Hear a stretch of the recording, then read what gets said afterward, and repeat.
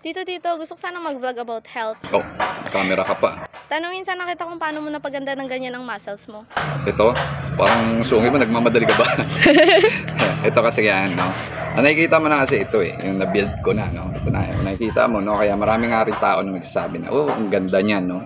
Pero the real secret or kung ano yung ginawa ko dito is hindi ganito kaagad. Ang una kong pinalakas is yung sarili ko.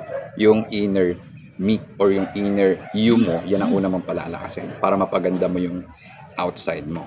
Okay? So, it is the matter of yung discipline na ininvest ko, yung time na ininvest ko, yung pain na inendure ko. It's all about that So, the real secret is palakasin mo yung inner you mo. And kapag pinalakas mo yan, magiging ahead ka compared sa mga taong nakapaligid sa'yo.